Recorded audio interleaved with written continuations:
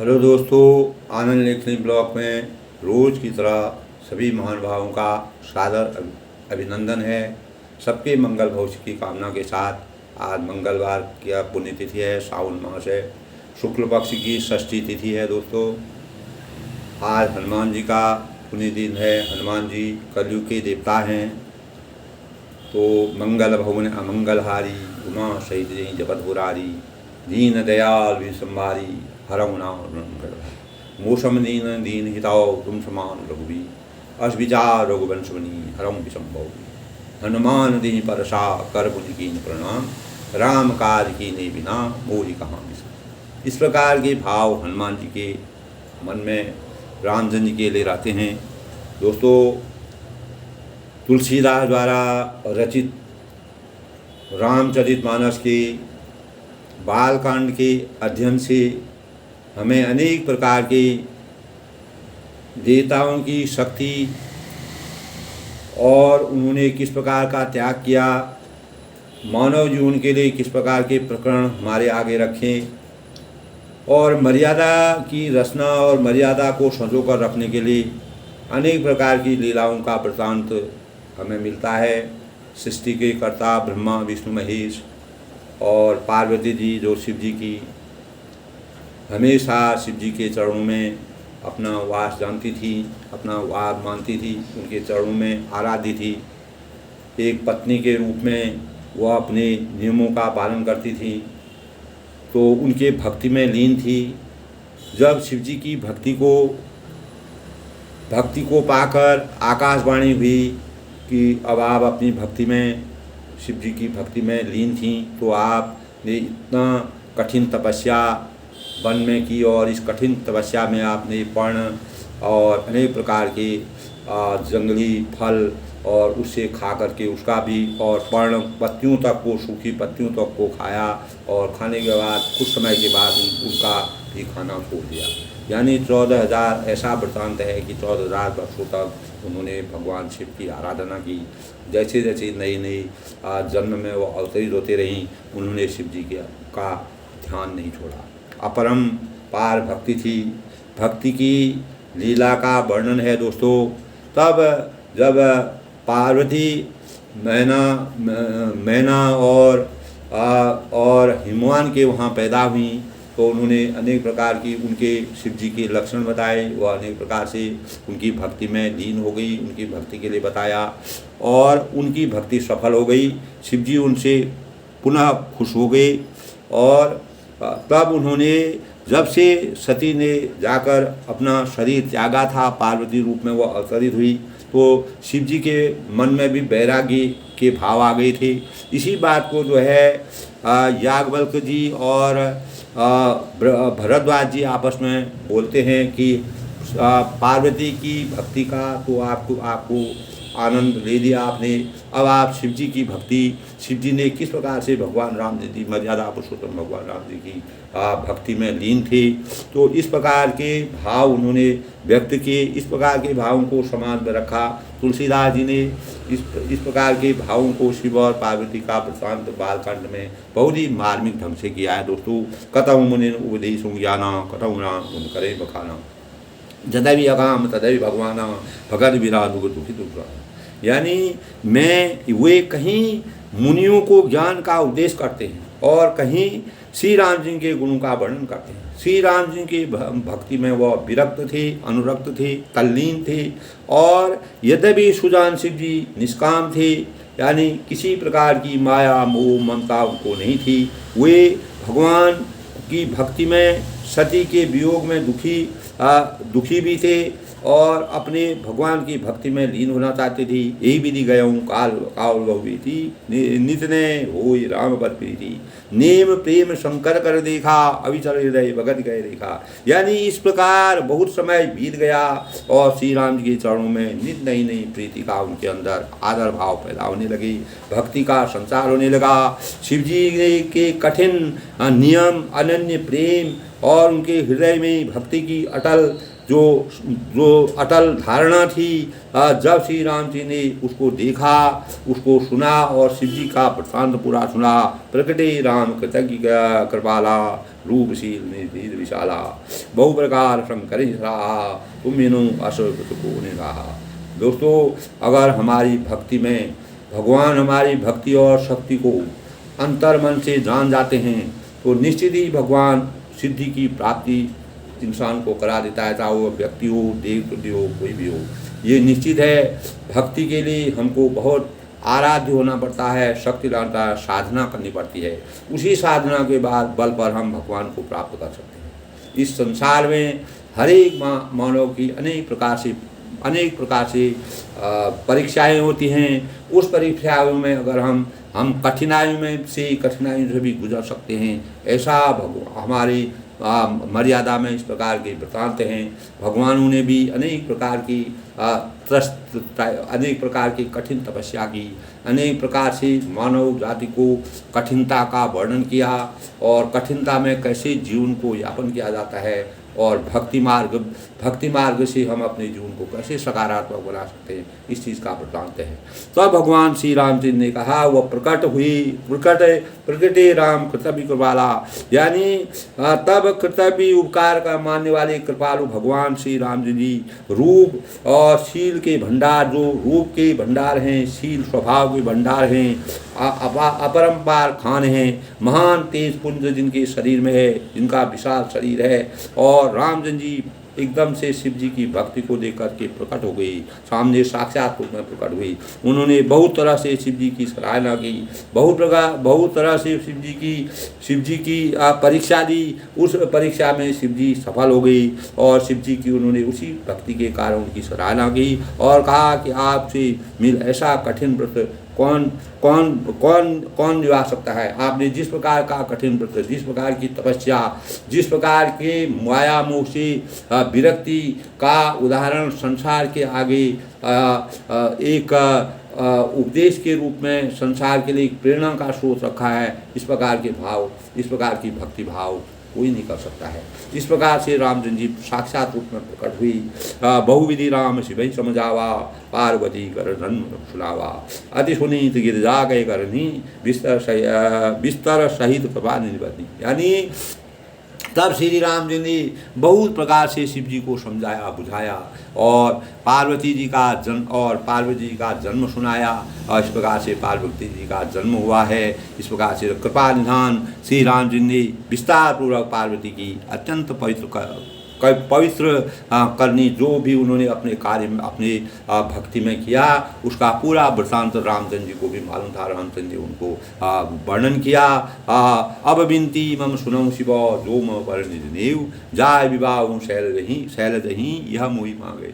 तब रामचंद्र ने कहा कि भी उन्होंने शिव जी से कहा कि हे शिव जी, यदि मुझ पर आपका स्नेह है, आपका प्रेम है, आपके भाव हैं, आपकी भक्ति भाव मेरे लिए हैं, तो अब आप मेरी विनती सुनिए, मेरी बातें सुनिए, मैं आपको जो कुछ कहता हूँ उसको सुनिए। मुझे यह मांगे दीजिए कि आप जाकर पार्वती के साथ विवाह कर लें। तो तब भगवान रामचंद्र जी ने पार्वती जी के साथ विवाह करने का उनको वचनबद्ध कर दिया और उनकी भक्ति, शिव जी की भक्ति देख करके उन्होंने जिस प्रकार से पार्वती की अनेक प्रकार से परीक्षा ली उसमें वह सफल हो गए। तब रामचंद्र जी को पार्वती की भक्ति को देख करके वह मग्न हो गए, आनंदित हो गए, प्रफुल्लित हो गए।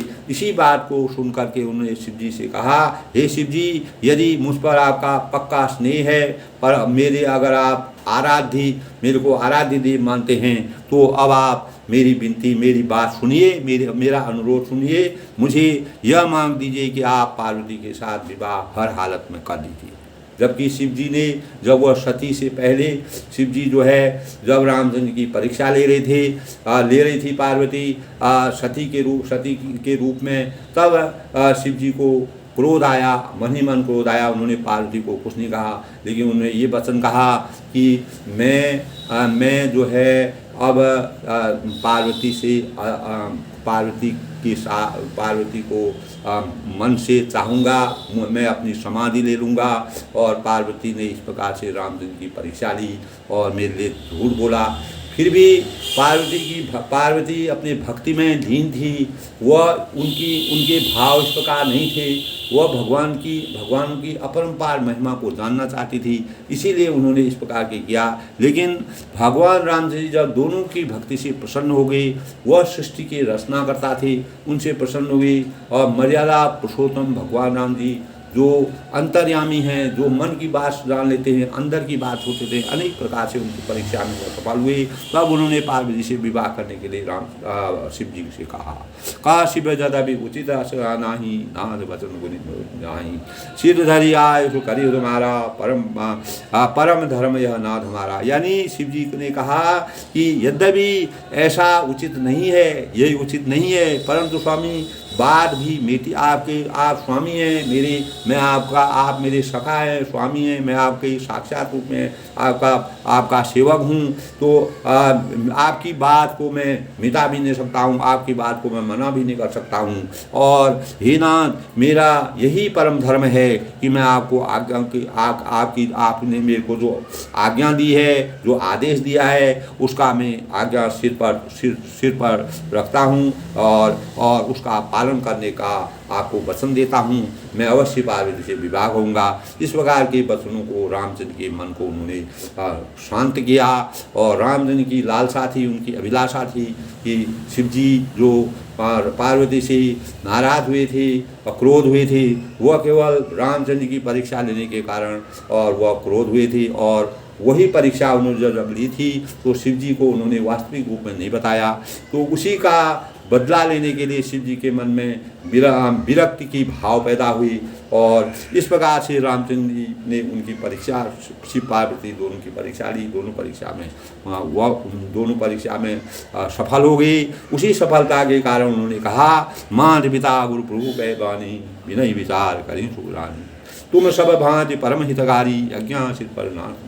यानी माता है, पिता है, गुरु है और स्वामी की बात को बिना ही विचारी सोच समझ कर करना चाहिए। और फिर आप तो एक प्रकार के मेरे परम हितकारी हैं और हे नाथ, आपकी आज्ञा मेरे सिर पर है, मैं सिरोधर्य करता हूँ, आपकी आज्ञा को मानता हूँ। तो संसार में दोस्तों ये निश्चित समझो, माता हैं, पिता हैं, जो हमको जन्म देते हैं, जो हमको इस पृथ्वी पर सब कुछ कर्तव्यनिष्ठ होने के लिए पैदा करते हैं। गुरु हैं जो हमको सच्चा रास्ता देते हैं, सच्चे मार्ग पर चलने के लिए प्रेरित करते हैं। ज्ञान और बुद्धि से हमारे मस्तिष्क में सकारात्मक भावों को बढ़ते हैं। और स्वामी जो भगवान होते हैं, भगवान हमको सही दिशा देते हैं। वही हमारे बुद्धि विवेक को, बुद्धि और विद्या के माध्यम से जो विवेक हमारे अंदर आता है, हमको सही ज्ञान और सही दिशा भगवान की अगर कृपा होती है, मनुष्य को कुछ भी प्राप्त हो जाता है। तो ये जो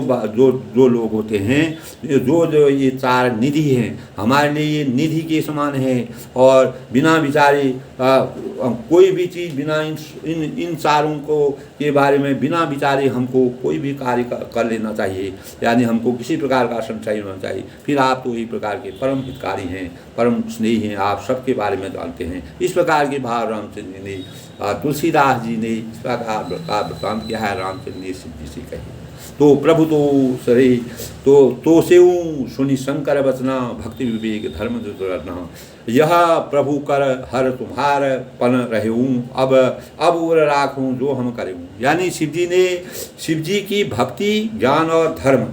भक्ति एक भक्ति होता है जिसमें आदमी भगवान की आराधना करता है।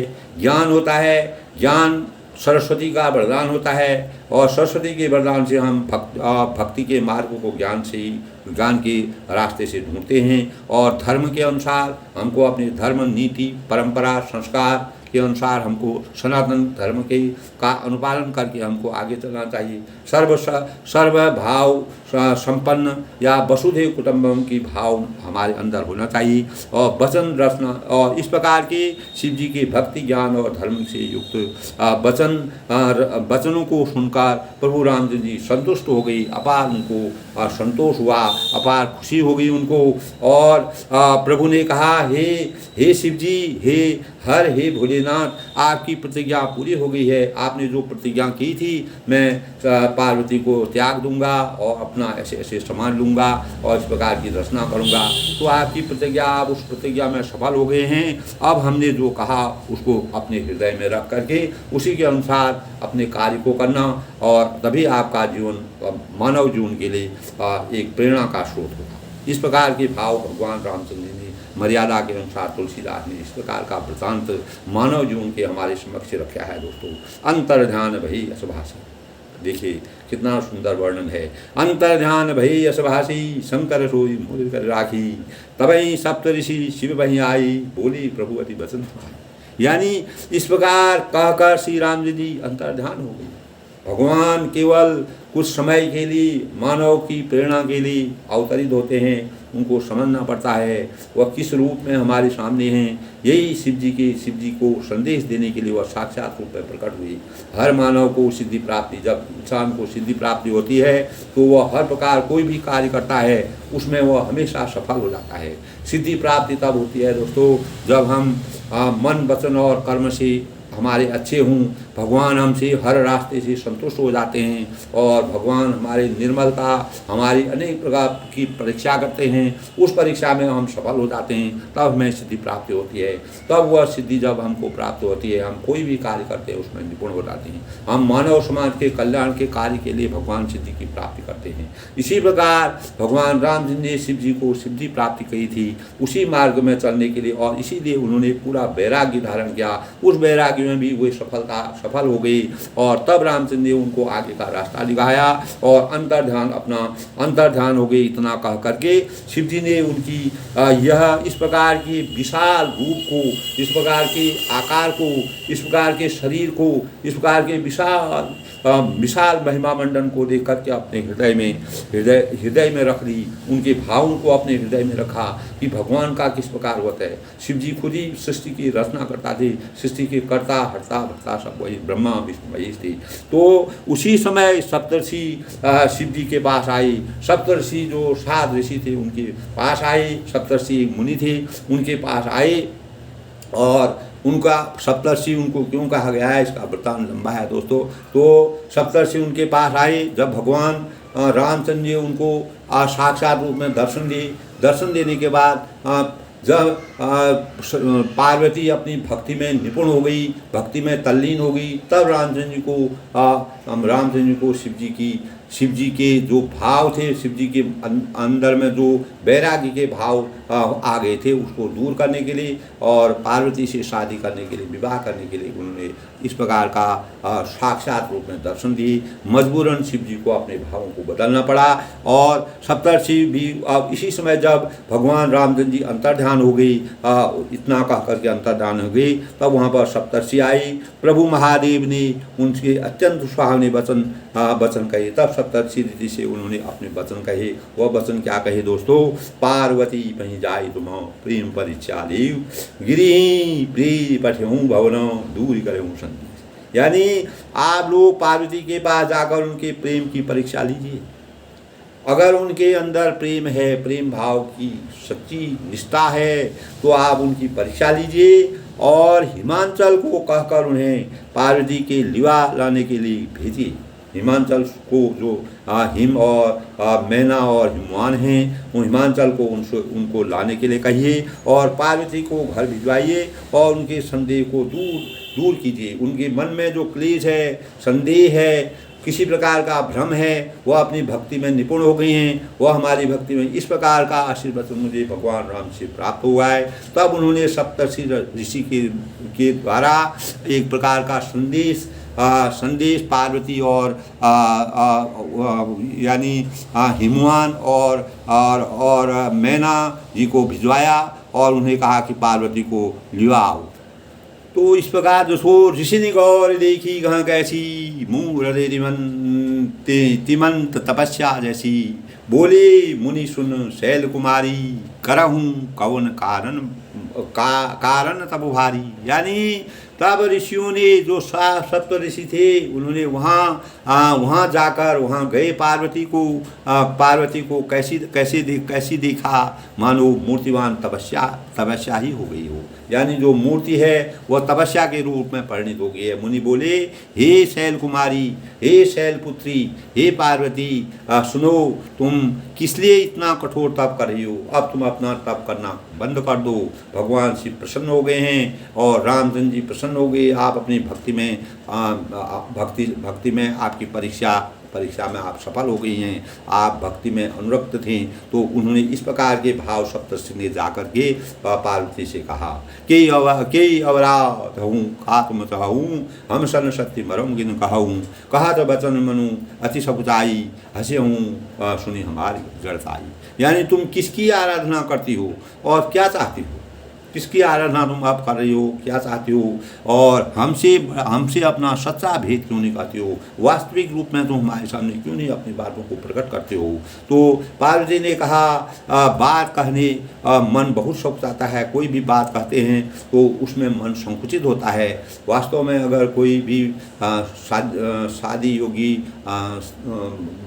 शादी होती कुमारी होती है तो वह अपने बातों को कहने में, अपनी शादी के बारे में कहने में संकोच महसूस करती है। चाहे वह अंदर से सोचेगी लेकिन बाहर, यही समाज की मर्यादा है। इसीलिए इस प्रकार के भाव समाज में रखे गए हैं कि इसी प्रकार उनको थोड़ा संकोच होने लगा और इसी प्रकार तो और बात कहते मन बहुत शौक जाता है। जो मैं बात कहना चाहती हूँ अंतरात्मा से जो बाहर निकालना चाहता हूँ, आप लोग मेरी मूर्खता सुनकर, मेरा जो अज्ञान है, मेरी जो मूर्खता है और उस पर आप हंसेंगे, इसीलिए मैं कहने में संकोच करती हूँ।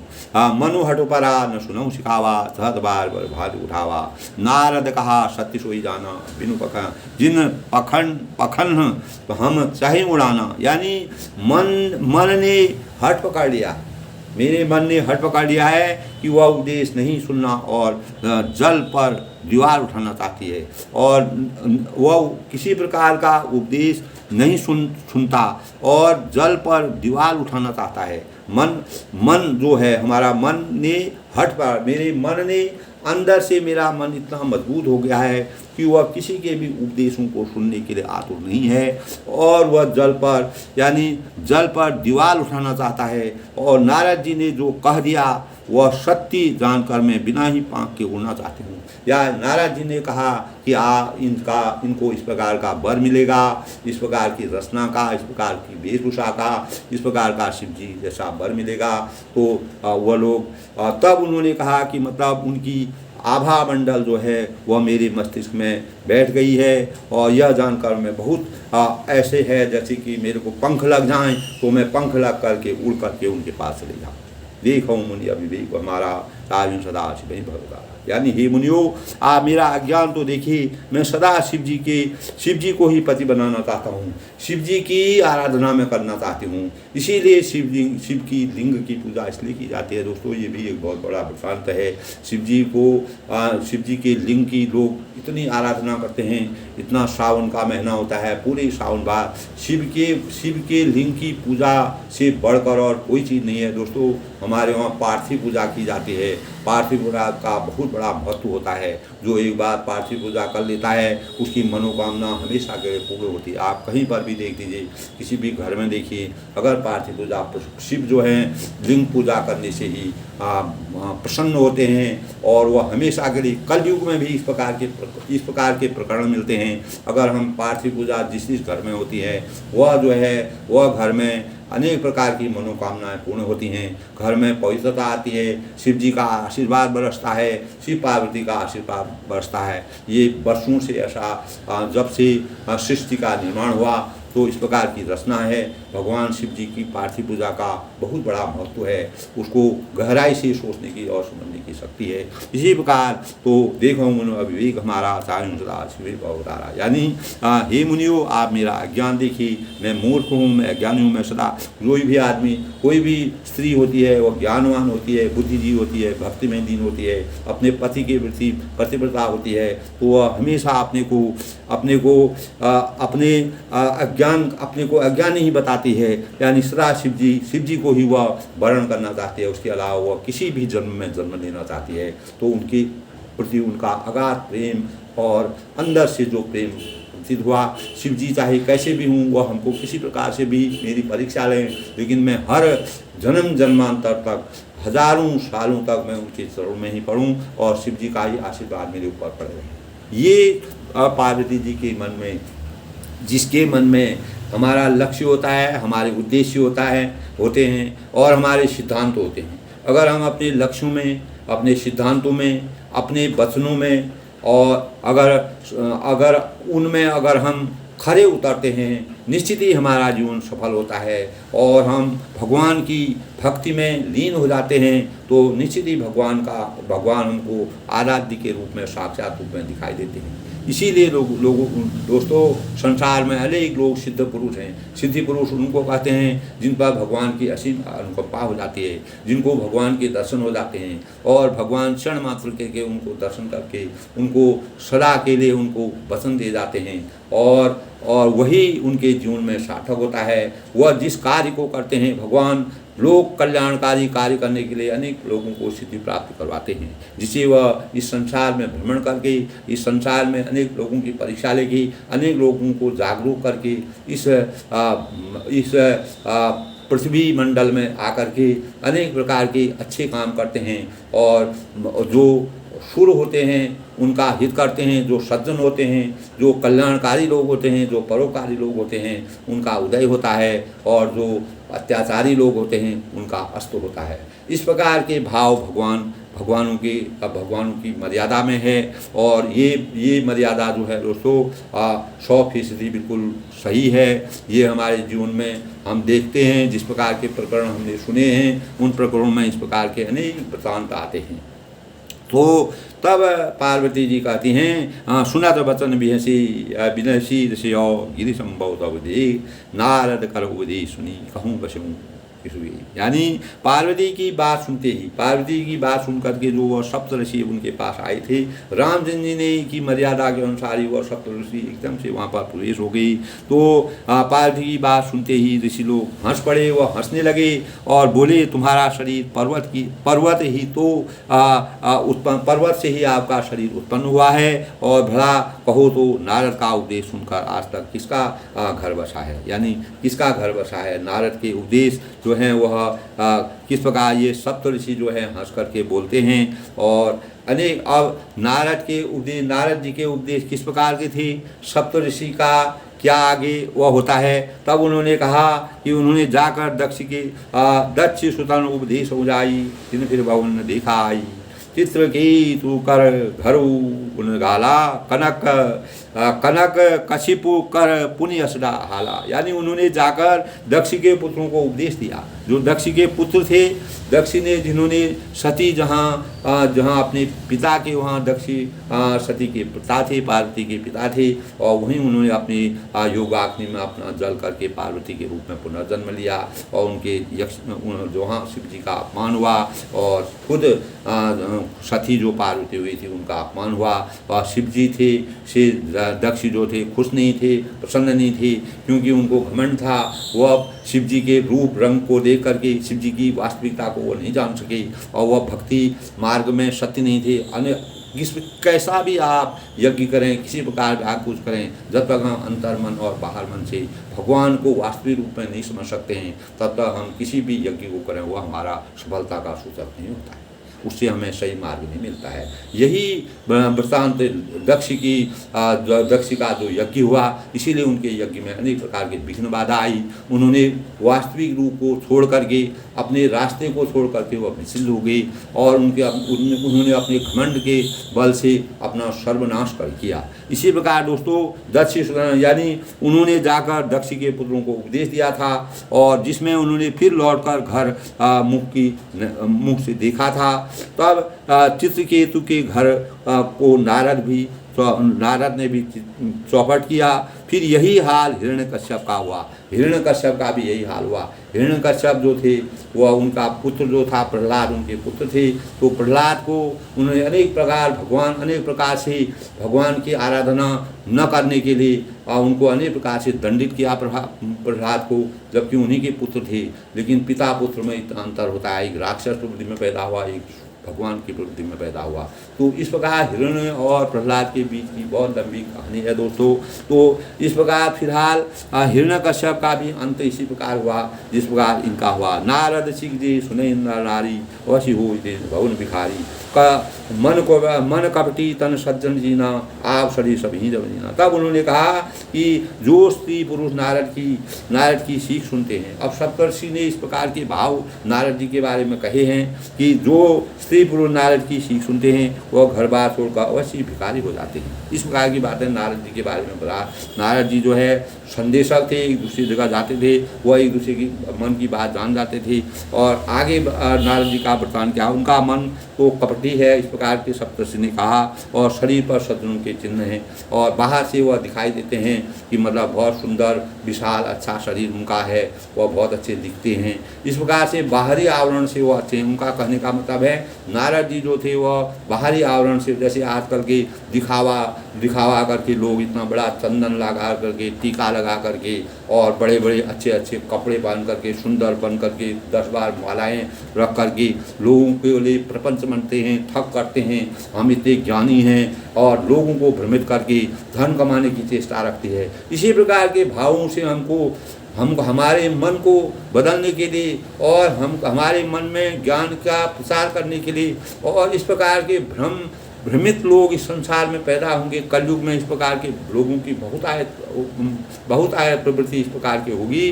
तो इसी प्रकार तुलसीदास ने कलयुग का भी वृत्तांत बालकांड में भी अनेक प्रकार के प्रकरण किए हैं कि हमको इस प्रकार के बाहरी दिखावा वाले लोग मिलेंगे जो हमको अस्त व्यस्त करेंगे। हम हमारी दिशा को बदल सकते हैं, हमसे लूटपाट कर सकते हैं, कोई भी कार्य कर सकते हैं। ये कलयुग में इस प्रकार के लोग पैदा होंगे। बाहरी आवरण, बाहरी दिखा करके हमसे हमारे यानी किसी भी गरीब को और जो कमज़ोर है उसको दबाने की कोशिश करेंगे। इस प्रकार के लोगों से दूर रहना चाहिए। तो उन्होंने कहा कि जो स्त्री पुरुष नारद की सीख सुनते हैं वह घर बार छोड़कर अवश्य भिखारी हो जाते हैं और उनका मन तो कपटी है और शरीर पर शत्रुओं के चिन्ह हैं। तो कुछ लोग जैसे मैंने आज के प्रकरण में बताया, आज कलयुग में भी इस प्रकार के हैं जो शरीर में अनेक प्रकार के सज्जनता का बखान करते हैं और थोड़ा ज्ञान प्राप्त करते हैं, 2-4 शब्द सीख सकते हैं, तो वह लोगों को ठगने का काम करते हैं, लोगों को भ्रमित करने का, लोगों की दिशा बदलते हैं केवल अपने वर्चस्व को बढ़ाने के लिए। उनका एक ही उद्देश्य परोपकार और मानव कल्याण उनके मस्तिष्क में नहीं होता है। वह केवल अपने वर्चस्व को बढ़ाने के लिए इस प्रकार की ठग विद्या करते हैं और वह वास्तविक अपने परिश्रम का लाभ नहीं उठाते हैं। वह अनेक प्रकार के भ्रमित कार्यों को कर करके मानव जीवन के लिए अवहेलना के पात्र बनते हैं। तो वे सभी को अपने समान बनाना चाहते हैं। तो इस प्रकार से नारद जी का वृत्तांत उन्होंने सप्तऋषि ने कहा। अब आगे नारद जी का क्या वृत्तांत है, तेहि के वचन मान विश्वासा तुम जाऊँ बने सहरुदासा निर्गुण नीरज कुबेर कवाली अकुल अगे दिगंबर व्याली। यानी उनके वचनों पर विश्वास मानकर तुम ऐसा पति चाहते हो तो स्वभाव से ही उदासीन, गुणहीन और निर्लज्ज, बुरे वेश वाला, नर कपालों की माला पहनने वाला, कुलहीन, बिना घर बार का नंगा और शरीर पर सांपों को लपेटे रखने वाला है। यानी शिव जी का उन्होंने आकार बताया। सप्तर्षि ने ये गलत बोला क्योंकि वह उनको भी भ्रमित करना चाहते थे। नारद जी ने जो बात कही वह शिव जी का शरीर जैसा था। शिव जी जिस प्रकार के वर पार्वती को मिलने चाहते थे, तो सप्तर्षि एकदम से वहाँ पर आकर के अब यहाँ पर पार्वती जी को भ्रमित कर रहे हैं, अनेक प्रकार से उनको विचलित कर रहे हैं और शिव जी के आकार और गुणशील का वर्णन कर रहे हैं। कहूँ कवन सुख असबर पाऊ भल भले ठगे बोरायो पंच कहे शिव सती विवाही पुनि अवडे मराही ताही। यानी ऐसे वर के मिलने से कहो तुम्हें क्या सुख होगा। देखिए आदमी यही होता है। इसी प्रकार कलयुग में भी इस प्रकार के जो सप्तर्षि थे उन्होंने पार्वती को भ्रमित करने की कोशिश की, नारद के अवगुणों का वर्णन किया और शिव जी के रूप रंग के लिए उनको भ्रमित किया। एक अच्छा इंसान भी जो ज्ञानी आदमी होता है वह भी अगर इस प्रकार के उसमें फंस जाता है, इस प्रकार के विवाद के भावों में फंस जाता है, तो वह मन में अपने अनेक प्रकार के संशय हो जाते हैं। लेकिन माँ पार्वती को शिव जी के बारे में किसी प्रकार का संशय नहीं था। चाहे उनको कोई कितना भी परीक्षा कर दे, वह बिल्कुल अविचलित नहीं होती थी, वह विचलित नहीं होती थी। तो वह हमेशा अपना एक ध्यान उनका रहता था, शिव जी के चरणों में ही उनका ध्यान था। उनका बलि ऐसे तब उन्होंने उनको भ्रमित करने के लिए कहा कि ऐसे वर मिलने से कहो तुम्हें क्या सुख होगा। तुम उस ठग नारद को बहकावे में आकर खूब भूली और अपने पंचों के कहने से शिव की सती का विवाह किया था, पर फिर ऐसे त्याग कर मरवा डाला। इस प्रकार की बातें उन्होंने शिव जी के बारे में, ये मर्यादा है। और इस प्रकार के लोग जो हैं अपने स्वार्थ के लिए अपने स्वार्थ के लिए अपने को वर्चस्व करने के लिए इस प्रकार के भावों को रचना करके लोगों को भ्रमित करते हैं। यही कलिकाल में भी हो रहा है, यही कलयुग में भी हो रहा है। आपको अनेक प्रकार के इस प्रकार के लोग मिलेंगे। तब उस समय जब तुलसीदास ने इस प्रकार की रचना की तो उस प्रकार के लोगों का सप्तर्षि का भी वर्णन उन्होंने किया। अब सुख सोवर सोच नहीं भीख मांगे भाई सह नहीं कानून के भवनों कभन नार कथा। यानी अब शिव को कोई चिंता नहीं रही, भीख मांग कर खा लेते हैं और सुख से सोते हैं। ऐसे स्वभाव से अकेले रहने के घर भला क्या कभी स्त्रियां टिक सकती हैं।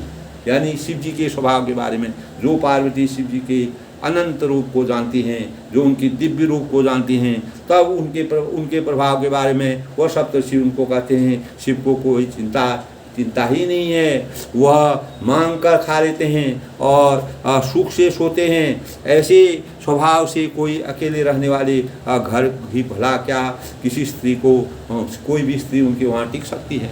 इस प्रकार के भावों से उनके विचारों को माँ पार्वती को वह भ्रमित करना चाहते थे और उन्होंने उनको गलत शिक्षा का दिया और शिव जी के बारे में बुराइयां करने लगे, नारद जी की बुराइयां करने लगी। दोस्तों इस प्रकार के लोग आजकल के समाज में अनेक प्रकार के लोग मिलते हैं जो हमारे भावों को, हमारे मन को, हमारी कामनाओं को हमारे कामनाओं में बाधक होते हैं और वह हमारे रास्ते के लिए रोड़ा होते हैं। वह हमको भ्रमण करते हैं, वह भ्रमित करते हैं केवल अपने स्वार्थ के लिए। इस प्रकार से इनका भी कोई स्वार्थ इसमें छिपा होगा। उसी स्वार्थ के बारे में मैं अगले अंक में फिर आपको कल इस वृत्तांत को लगातार आगे बताऊंगा। दोस्तों यही होता है जो महान पुरुष होते हैं, जो महान का अर्थ होता है कि विशाल, महान का अर्थ होता है विशाल या व्यापक। शिव जी विशाल हैं, व्यापक हैं और जो मनुष्य अपने शारीरिक और मानसिक और पारिवारिक कर्तव्यों से आगे बढ़कर विश्व मानव के उत्तरदायित्व को वहन के लिए अग्रसर होता है। कोई भी मनुष्य है अगर वह अपने शारीरिक रूप से, मानसिक रूप से और पारिवारिक कर्तव्यों से आगे बढ़कर विश्व मानव के उत्तरदायित्व का वहन करने के लिए अग्रसर होता है। मानवीय कर्तव्यों के आगे, दोस्तों ये मनुष्य के कर्तव्य हैं, मानव कर्तव्यों के आगे देव कर्तव्यों को वहन करने के लिए तत्पर होता है।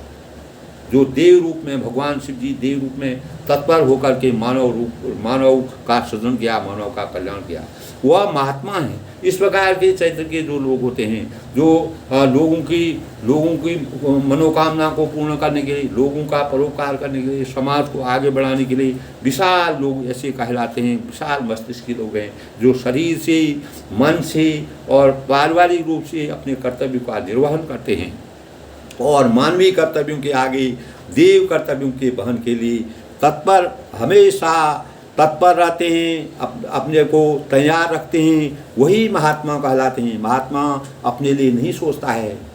कोई भी आपने देखा होगा, बड़े बड़े हमारे देश में भी बड़े बड़े राजनीति की हुई, बड़े बड़े आध्यात्म लोग हुए, बड़े बड़े सामाजिक लोग हुए, वह केवल उन्होंने कभी अपने लिए कुछ नहीं किया। उन्होंने केवल लोक कल्याण के लिए इस संसार में जन्म लिया और लोक कल्याण करके वह यहाँ से चले गए और पुनर्जन्म में भी वह अच्छे भावों में जाते हैं दोस्तों।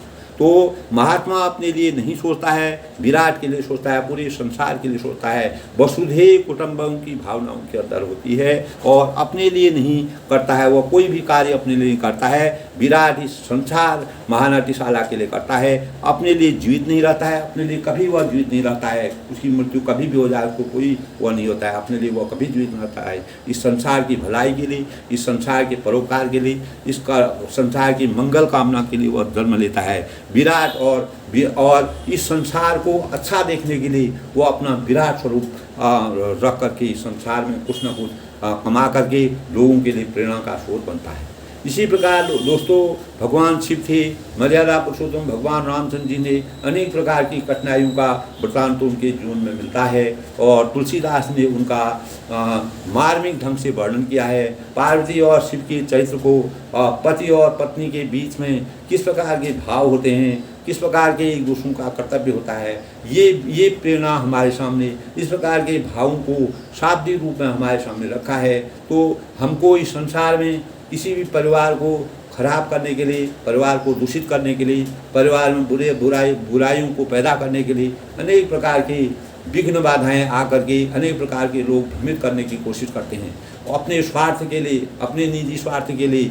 जैसे रामचंद्र के राज्य में कुबड़ी दासी थी जिनको सरस्वती ने उनकी बुद्धि को हरण कर दिया। इसी प्रकार भगवान के रास्ते में अनेक प्रकार के ऐसे कुटिल लोग होते हैं जो ऐसे इस प्रकार के लोग होते हैं, वह इस संसार की जो रास्ता होता है, जो संसार का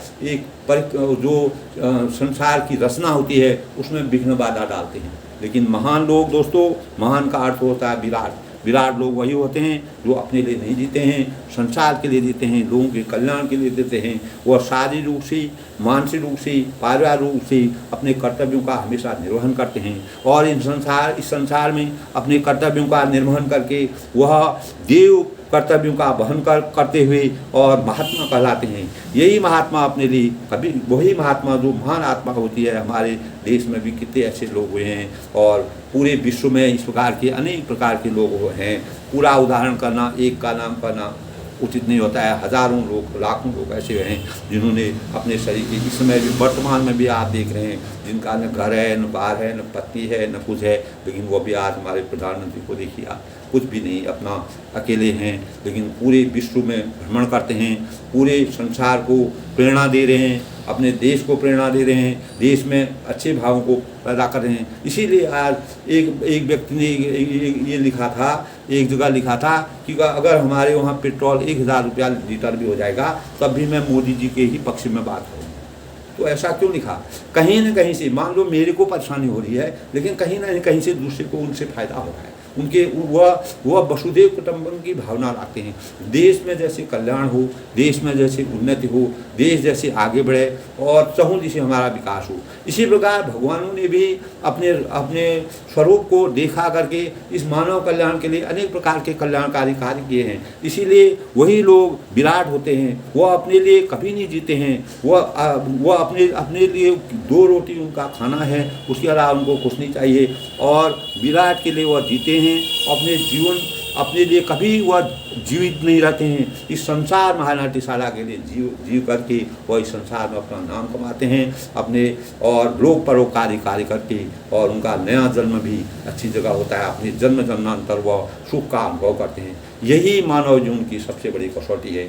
आज के अंक में दोस्तों बस इतना ही, कल फिर आपसे मिलता हूँ, तब तक के लिए सबको मेरा नमस्कार, बड़ों को मेरा नमस्कार, छोटों को मेरा और आशीर्वाद, सबके मंगल बहुज की कामना के साथ आज के अंक से श्री हनुमान जी मंगलवार के दिन के अवसर पर श्री हनुमान जी की कृपा सभी पर बनी रहे। तो इस संसार में दोस्तों हमारे जीवन में अनेक लोग हमको विचलित करेंगे, हमको गलत दिशा की तरफ अग्रसर करेंगे, तो हमें अपने मन में एक अटल विश्वास रख करके भगवान के प्रति अटल विश्वास करके अपने कार्यों का निर्वहन करना चाहिए, और किसी के भ्रम में और गलत जगह में और गलत सोच को कभी भी गलत जो कार्य कर रहा है उसको कभी भी साथ नहीं देना चाहिए। सत्य मार्ग में चल करके ही मानव जीवन की वास्तविकता का सबसे बड़ा उद्देश्य है, यही मानवता का सबसे बड़ा उपहार है। इसी से मानव कल्याण हो सकता है, और विश्व में मानव कल्याण से दोस्तों एक व्यक्तिगत लोगों का अच्छा नहीं होता है, इसमें जो हर प्रकार के लोगों का हित होता है। कोई अगर व्यक्तिगत रूप से अपना हित चाहता है तो ये मानवता का सही उदाहरण नहीं है। तो सबके मंगल हो उसकी कामना के साथ सबको मेरा नमस्कार।